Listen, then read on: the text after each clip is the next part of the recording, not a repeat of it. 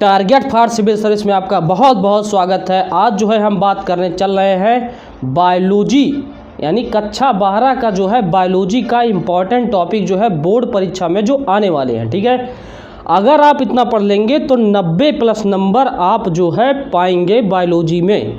ठीक है, यानी प्रैक्टिकल मिला करके और जो आपका 70 नंबर का पेपर होगा सब मिला करके 90+ आपका आराम से बन जाएगा। ठीक है, तो इतना ही टॉपिक आपको पढ़ना है और यहाँ पर लाइक शेयर सब्सक्राइब तो ज़रूर करना है। जल्दी से जल्दी शेयर कर डालिए।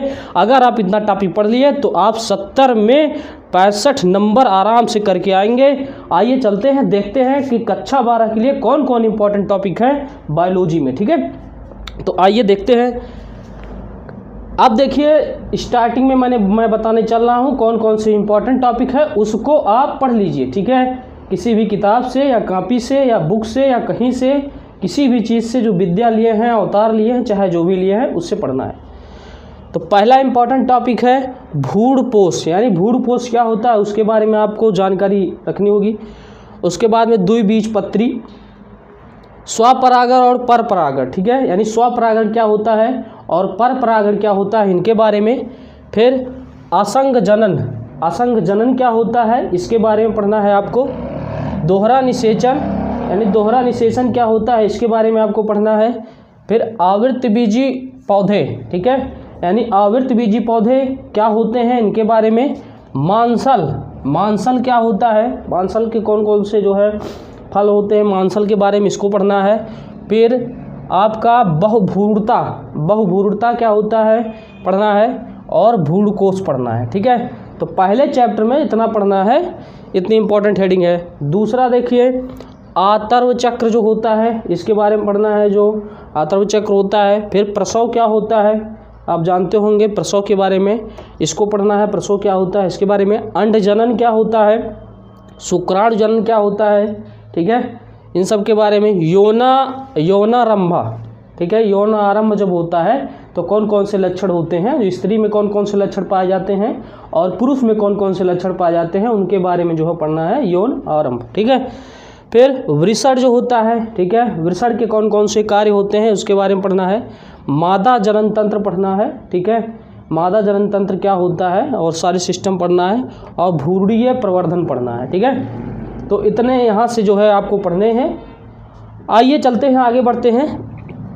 IVF पढ़ना है। IVF का देखिए कुछ होते हैं फुल फॉर्म, ठीक है, तो फुल फॉर्म भी पूछ सकता है बहुविकल्पीय टाइप के क्वेश्चन में। ठीक है, IVF पढ़ना है, ठीक है, यानी क्या, I से होता है इन, V से विट्रो और F से फर्टिलाइजर। ठीक है, तो इनके बारे में पढ़ना है। फिर उसके बाद में गिफ्ट के बारे में पढ़ना है, GIFT, ठीक है, IUD के बारे में पढ़ना है, IUD। फिर जनसंख्या विस्फोट, सबसे इम्पोर्टेंट टॉपिक जो है आपका है इस चैप्टर का जनसंख्या विस्फोट। ठीक है, तो जनसंख्या विस्फोट से क्या क्या हानियां हो सकती हैं, क्या क्या लाभ होते हैं, जनसंख्या विस्फोट के क्या क्या समस्याएं हैं, क्या क्या खतरे हैं, यानी जनसंख्या विस्फोट आपको बहुत अच्छी तरीके से आपकी तैयार होनी चाहिए। ये जो है लॉन्ग आंसर के रूप में बन सकता है और लघुत्तरीय में बन सकता है। ठीक है, तो जनसंख्या विस्फोट आप बहुत अच्छे से पढ़ेंगे। ठीक, परिवार नियोजन इसी में ही आता है, परिवार नियोजन। उसके बाद में परिवार नियोजन कैसे किया जाए उसके बारे में जो है आप पढ़िए अच्छे से। यौन संबंधी रोग, यौन संबंधित कौन कौन से रोग हो सकते हैं, ठीक है, तो उसके बारे में पढ़ना है। फिर अनुवांशिक रोग, ठीक है, यानी जो आपका अनुवांशिक यानी पीढ़ी दर पीढ़ी कैसे कौन कौन से रोग जो है होते हैं उनके बारे में आपको बहुत अच्छी तरीके से नॉलेज होना चाहिए। टर्नर सिंड्रोम क्या होता है इंपॉर्टेंट टॉपिक है। फिर उसके बाद में डाउन सिंड्रोम, ठीक है, टर्नर सिंड्रोम और डाउन सिंड्रोम के कारण पढ़ना है, लक्षण पढ़ना है। ठीक है, कौन कौन से कारण है, कौन कौन से यहाँ पर इनके दोनों के लक्षण है। ठीक है, तो इसके बारे में पढ़ना है। प्रभाविता और अप्रभाविता के बारे में पढ़ना है, यानी प्रभाविता क्या होती है, अप्रभाविता क्या होती है। ठीक है, समयुग्मजी पढ़ना है, समयुग्मजी क्या होता है और विषमयुग्मजी। ठीक है, समयुग्मजी किसे कहते हैं और विषमयुग्मजी किसे कहते हैं, दोनों में अंतर क्या होता है, दोनों के बारे में अच्छा अध्ययन होना चाहिए। सहप्रभाविता क्या होता है, फिर अपूर्ण प्रभाविता। ठीक है, यानी सहप्रभाविता और क्या अपूर्ण प्रभाविता, इसके बारे में पढ़ना है। फिर मेंडल ने जो दिया था अपना मेंडलवाद, ठीक है, उसको पढ़ना है कि मेंडलवाद का क्या नियम है, इससे क्या जो है निकलता है सारी चीज़ें। उसके बाद मनुष्य में जो है मानव जो होता है उसमें लिंग निर्धारण ठीक है, यानी मानव जो होता है उसमें लिंग निर्धारण कैसे किया जाता है कि कब स्त्री जो है कब लड़का होगा, कब लड़की होगी, ठीक है, ये सारी चीज़ के बारे में पढ़ना है, थोड़ा अच्छे से अध्ययन करना है क्रोमोसोम वगैरह के बारे में। फिर उसके बाद में लिंग संलग्न क्या होता है इसके बारे में पढ़ना है। वर्णांधता बहुत इंपॉर्टेंट है, पूछा जाता है, कई बार पूछा गया है कि वर्णांधता क्या होता है, इसके बारे में आपको पढ़ना है। हसियाकार रुधिराणु एनीमिया, ठीक है, जो हसियाकार रुधिराणु होता है एनीमिया, उसके बारे में पढ़ना है, तो इस पढ़ लीजिएगा।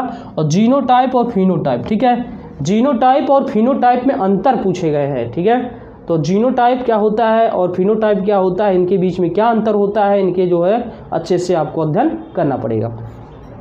आइए नेक्स्ट चलते हैं अनुवांशिक कूट, ठीक है, अनुवांशिक कूट आप जानते होंगे, तो अनुवांशिक कूट के बारे में पढ़ना है। डीएनए आरएनए में अंतर, डीएनए और आरएनए में क्या अंतर होता है आपको पढ़ना है, ठीक है। डीएनए यानी डीऑक्सी न्यूक्लिक एसिड और आरएनए यानी राइबोज न्यूक्लिक एसिड, इसमें क्या अंतर होता है पढ़ना है, ठीक है। इससे देख लीजिए बोर्ड एग्जाम में तब की साल जो है कम से कम 7-8 नंबर के क्वेश्चन जो है बहुविकल्पीय और जो है लघुत्तरीय त्रिघुत्तरीय में जो है पूछे गए हैं, ठीक है। अब उसके बाद में क्या पढ़ना है, डीएनए फिंगरप्रिंटिंग जो है क्या होता है, अपराधों में यूज किया जाता है और कई सारे चीज़ों में जो है यूज किया जाता है। माता पिता की जो है अगर जो पुत्र पहचान नहीं पा रहा है या पिता जो है कोई मर गया है, एक्सीडेंट हो गया है, तो इसमें जो है डीएनए फिंगरप्रिंटिंग का यूज करते हैं। बहुत सारी चीज़ें हैं आप जानते होंगे। प्रोटीन संश्लेषण की क्या प्रक्रिया होती है इसके बारे में पढ़ना है। संदेश वाहक आरएनए पढ़ना है, ठीक है, संदेश वाहक आरएनए माने mRNA, ठीक है, यानी मैसेंजर आरएनए। डीएनए आरएनए के कार्य, ठीक है, डीएनए के कौन कार्य होते हैं और आरएनए के क्या कार्य होता है, ठीक है, तो इसको पढ़ना है। फिर डीएनए पढ़ना है जो है वाटसन एवं क्रिक मॉडल, ठीक है, डीएनए का जो वाटसन और क्रिक ने मिलकर के मॉडल प्रस्तुत किया उसके बारे में बताना है। फिर टीआरएनए पढ़ना है, ठीक है, ट्रांसफर आरएनए आपको पता होगा, टीआरएनए माने ट्रांसफर आरएनए, ठीक है, तो इसके बारे में पढ़ना है। विषाणु जनित रोग, वेरी वेरी मोस्ट इंपॉर्टेंट आपको पढ़ना है, विषाणु जनित कौन कौन से रोग होते हैं, ठीक है, यानी वायरस से कौन कौन से ऐसे रोग हो सकते हैं उसको इंपॉर्टेंट पढ़ लेना है, पूछ सकता है लघुत्तरीय में भी और बहुविकल्पीय में भी और त्रिघुत्तरीय में भी। इंटरफेरान बहुत इंपॉर्टेंट है, पढ़ लेना। इंटरफेरांस प्रोटोजोआ के संबंधी रोग, प्रोटोजोआ से कौन कौन से रोग हो सकते हैं। फिर टीकाकरण, ठीक है, क्योंकि जान ही रहे हैं कोविड जो है चल ही रहा था, अभी भी देखो आ गया है फिर, तो टीकाकरण के बारे में पढ़ लेना है। संक्रामक रोग और असंक्रामक रोग क्या होते हैं, कैसे छूने से फैलते हैं, कौन छूने से नहीं फैलते हैं, कैसे कौन कौन से रोग हो सकते हैं, इनके बारे में अध्ययन करना है। उसके बाद में डेंगू बुखार के बारे में पढ़ना है। डेंगू जानते ही हैं कि जो है इस जो है बरसात ऋतु के बाद जो है डेंगू ज़्यादा जो है प्रकोप कर मचाता है, ठीक है, आपको पता होगा, तो डेंगू पढ़ना है। बिडाल वगैरह टेस्ट जो आपके बारे में सबको आपको सब पता होगा लगभग, तो ये सारी चीज़ें पढ़ना है। चिकनगुनिया क्या होता है, चिकनगुनिया के बारे में पढ़ना है। फाइलेरियासिस के बारे में पढ़ना है। थैलीसीमिया के बारे में पढ़ना है, थैलीसीमिया रोग क्या होता है। थैलीसीमिया के बाद में मलेरिया क्या होता है। एल्कोहल ड्रग, ठीक है, एल्कोहल के बारे में पढ़ना है और ड्रग के बारे में पढ़ना है। एल्कोहल पीने से क्या क्या हानियाँ होती है, ठीक है, ड्रग लेने से यानी नशीली दवाइयाँ जब आप यूज करते हैं तो उससे क्या क्या हानियाँ, क्या क्या लाभ, क्या सिस्टम हो सकता है, तो इन सब के बारे में अध्ययन आपको अच्छे से करना है, ठीक है। उसके बाद में एस्केरियासिस पढ़ना है। उसके बाद में एलर्जी बहुत इंपॉर्टेंट है, एलर्जी पढ़ना है। और स्वप्रतिरक्षा, एलर्जी क्या होती है, स्वप्रतिरक्षा क्या होता है, इन टॉपिक को आपको पढ़ना है। और स्वाइन फ्लू पढ़ना है, ठीक है, H1N1 H1N2 है, ये सारी चीज़ें जो है आपको पढ़ने हैं, ठीक है। तो इतना जो है इम्पॉर्टेंट टॉपिक इसमें है। चलिए आगे देखते हैं कौन कौन से और जो है इम्पॉर्टेंट टॉपिक है, तो इसके बारे में अब देखिए। नेक्स्ट किण्वन इम्पॉर्टेंट टॉपिक। फिर वाहित मल बहुत ज़्यादा इम्पॉर्टेंट है, वाहित मल आप तैयार कर लेंगे, हो सकता है ज़्यादा चांस है कि इस जो है 2023 की परीक्षा जो होने वाली है उसमें आए। फिर बायोगैस इम्पॉर्टेंट टॉपिक है। जैव उर्वरक यानी बायोगैस क्या है, बायोफ्यूल के बारे में पढ़ना है। और जैव उर्वरक क्या होते हैं, कैसे यूज किए जाते हैं। और जो है आपका जैव प्रौद्योगिकी यानी बायोटेक्नोलॉजी, बायोटेक्नोलॉजी क्या होती है या कैसे बेस्ड होती है, किस तकनीक पे काम करती है और कैसे काम करती है, इसके बारे में पढ़ लेना है। बीटी फसल पढ़ना है, बीटी क्रॉप्स जिसको आप लोग जानते हो, बीटी फसल कही है, बीटी क्रॉप्स कही है, तो इसके बारे में पढ़ना है कि बीटी क्या होता है और इसमें जो है कौन कौन से क्रॉप्स आते हैं, तो इसके बारे में पढ़ना है। सूक्ष्म जीवों के औद्योगिक उपयोग, ठीक है, यानी जो इष्ट खमीर वगैरह और भी सारी चीज़ जो होते हैं, तो सूक्ष्म जीव जो होते हैं उनके औद्योगिक उपयोग कैसे किए जा सकते हैं, उसके बाद घरेलू उपयोग कौन कौन से हैं, तो ये सारी चीज़ पे जो है आपको देखना है, पढ़ना है। उसके बाद में प्लाज्मिड है, ठीक है, प्लाज्मिड के बाद में आनुवांशिक इंजीनियरिंग है, फास्फिड है, ठीक है, फास्मिड है, प्लाज्मिड है और क्या है, आनुवांशिक इंजीनियरिंग है। बायोरिएक्टर पढ़ना है, ठीक है, बायोरिएक्टर क्या होता है, फिर पीसीआर जो होता है, ठीक है, पीसीआर पढ़ना है। उसके बाद में आपका क्या है, आरएनए पढ़ना है, आरएनए जो है पॉलीमरेज, डीएनए पॉलीमरेज, ये जो आरएनए पॉलीमरेज है, डीएनए पॉलीमरेज है, इस टाइप के क्वेश्चन पर टिप्पणी करने के लिए पूछ सकता है, ठीक है, कि इस पे जो है संक्षिप्त टिप्पणी कीजिए। तो इस तरह के जो है क्वेश्चन बोर्ड एग्जाम में बने हैं और बन सकते हैं, ठीक है। डीएनए लाइगेज क्या होता है, ठीक है, क्लोनिंग संवाहक क्या होता है, क्लोनिंग संवाहक, फिर काइटिनेज होता है, ठीक है, तो काइटिनेज के बारे में आपको जो है अच्छे से अध्ययन करना है। अब देखिए परजीवी जंतु क्या होता है, बहुत इंपॉर्टेंट है कि परजीवी जंतु क्या होता है, इसके बारे में बताइए आप। बायोपायरेसी, आप बहुत इंपॉर्टेंट है ये सारी चीज़ें, ठीक है, बायोपायरेसी कई बार पूछा गया है, तो आप बायोपायरेसी को जो है अच्छे तरीके से जो है तैयार करेंगे। डीएनए पुनर्योगज, इंसुलिन क्या होता है, और जो है जिन चिकित्सा, ठीक है, यानी डीएनए पुनर्योगज, ये जो है डीएनए पुनर्योगज, ये सारी चीज़ जो है ये लघु उत्तरीय नहीं तो विस्तृत उत्तरीय में जो है क्वेश्चन यहाँ से जो है बनाए जाते हैं।